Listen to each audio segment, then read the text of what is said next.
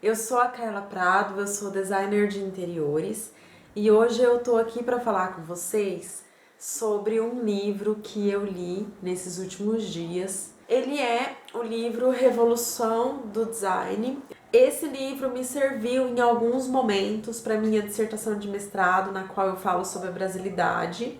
No meu projeto de mestrado, eu avaliei a Casa Cor, eu fiz uma análise, de discurso da Casa Cor e eu consegui fazer uma conexão bem legal entre as relações de forças que ocorrem pela Casa Cor. É um livro que foi organizado pelo Victor Falasca Megido, então ele tem a participação de alguns profissionais.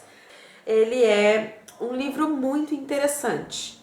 Então, já não é a primeira ou nem a segunda vez que eu leio. Então, A Revolução do Design é um livro que me interessou por tratar do design futuro, né? Presente e futuro. Quais seriam essas conexões? Então, essa que foi, assim, acho que a grande questão. A Revolução do Design é gente, tô em casa. Então tem cachorro, daqui a pouco tem criança, é normal. Eu tô fazendo um negócio assim bem tranquilo, meio que pra exteriorizar mesmo as ideias e as reflexões que eu tive em relação ao livro. A primeira vez que eu li, e eu acredito que isso possa acontecer com vocês também, caso alguém aqui não tenha lido ou se interessa pela leitura, é um livro que inicialmente ele traz uma ideia de que ele é bem tranquilo, de uma tranquila leitura, mas de repente, em vários momentos do livro, inclusive no começo, com uma segunda leitura, com um segundo olhar, você começa a perceber que tem algumas relações que você precisa fazer. E aí, para fazer com que a leitura, na verdade, flua de uma maneira mais ativa, né, para que você consiga absorver melhor o que você está lendo. Então existe ali conteúdos bem interessantes. Então ele é um livro que traz assim muita curiosidade e indagações, porque na minha leitura eu percebi que eu não concordo com muitas coisas que o livro traz, alguns pontos eu discordo um pouco, e isso é muito legal, tendo uma base de leitura bacana, né? Então é um livro que vale a pena ler. Bom, pessoal, eu vou falar então, vou começar falando, eu sempre quando eu leio um livro, eu não sei como que vocês fazem essa leitura, mas assim, começa aqui, eu não consigo ler um livro na cama, pra mim é a coisa mais difícil da face da terra. Como que vocês leem, né? Acho que fica aqui a pergunta. Ler livro na cama pra mim é sinônimo de dormir, então eu não consigo ler, então eu sempre tenho que ler numa mesa, numa escrivaninha, num local assim, ativo, que me desperte. Não consigo ler um livro, por exemplo, no sofá, né? Então, eu começo a fazer a leitura mesmo pela apresentação do livro, enfim, tem várias páginas anteriores que as pessoas fazem e eu começo a ler por aí mesmo, tá? Então, nesse livro, ó, a gente tem duas páginas que antecedem o início do capítulo. Um é a página de agradecimento e outro ele não colocou título, não sei como que seria o título, né, do livro. E ele fala da Lina Bobardi, que é uma arquiteta muito famosa. Gente, eu fiz um esquema aqui no meu local aqui, tipo, pra gravação, que eu tô com medo, que agora tremeu tudo aqui porque eu bati a perna, tô com medo de cair. Muito importante quando a gente começa a recuperar essas mulheres que trabalharam na arquitetura, que trabalharam no design.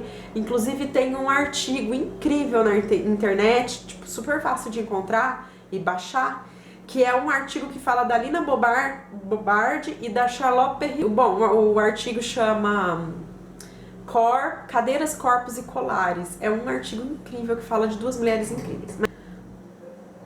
Cosmopolita, italiana de sangue, brasileira de coração. E aí ele abre aspas e coloca uma fala dela: não vamos mexer em nada, mas vamos mexer em tudo. Lina Bobardi, uma revolucionária.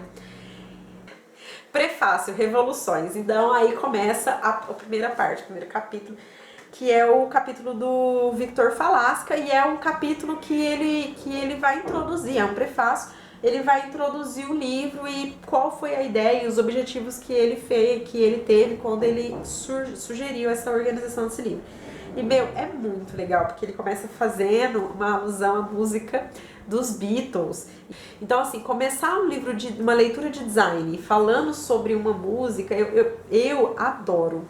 Eu fico assim encantada porque é muito daquilo, tipo, da criatividade. Ele começa colocando a explicação sobre o álbum dos Beatles pra falar sobre revolução, pra falar sobre o design nesse século. O que é o design nesse século? A gente ainda é produção em massa, né? A gente ainda é produto industrializado, é isso que é o design, gestão de produto industrializado, processo industrializador, tipo, né? E aí ele fala muito sobre essa questão cultural, política, que se encaixa. Bom, a gente está em 2016, né? O livro é de 2016, Olimpíadas, no começo de 2016. 2016 é um ano muito forte pro Brasil, né? É o ano de impeachment, é um ano de evento esportivo, é um ano de aglutinação de pessoas, é um ano de muita valorização nacional por causa do esporte, e aí junta com a política, crises econômicas. Então, ele trata disso já no prefácio, incluindo o design, e é muito chocante, né, o que ele fala. O que queremos apresentar é um livro no qual a revolução fomente a curiosidade, a liberdade de pensar e de criar, distante de uma visão utilitarista da vida. Então, tipo assim, ele já coloca as cartas na mesa e já fala assim, utilitarismo aqui não vai rolar. Ele fala do design ser de pessoas para pessoas. Eu sei que isso é uma frase muito batida, tipo um clichê, design de pessoas para pessoas. Mas a forma como ele coloca isso no livro é bem interessante, porque não é só falar, né? E não é só essa ideia, tipo assim, eu sou designer de interiores, eu atendo o meu usuário, lógico que vai ser de pessoas para pessoas. Não, não vai. E também aí ele dá uma puxada na questão da educação, né? E da filosofia, da sociologia. Eu sou uma pessoa muito a favor de que o curso de design de interiores também, daí aqui ele tá falando no design como um todo, mas se ele tá reclamando aqui é porque a gente tem aí alguns problemas próximos, aproximados, e aí ele fala exatamente isso. Precisa que os designers tenham conhecimento de sociologia, de filosofia, de história, porque como ele disse anteriormente, não é o design utilitarista, a gente está evoluindo para outro lugar que não é o lugar da Revolução Industrial.